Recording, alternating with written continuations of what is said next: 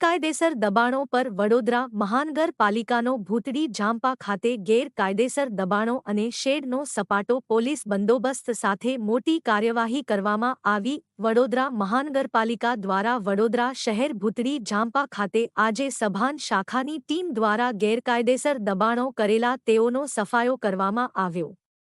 આ દબાણ શાખા દ્વારા રોડ પર ઊભા રહેલા ગેરકાયદેસર રીતે કર્યા દબાણો શેડ ઓટલા દૂર કરવાની કામગીરી હાથ ધરવામાં આવી હતી। વડોદરા શહેરમાં મોટા મોટા દબાણો દૂર કરવામાં આવતા નથી અને નાના નાના દબાણો દૂર કરી પાલિકા તંત્ર સંતોષ માને છે। આ કામગીરીમાં સ્થાનિક પોલીસ સ્ટેશનનો સ્ટાફની હાજરીમાં ગેરકાયદેસર દબાણો દૂર કરવામાં આવ્યા હતા।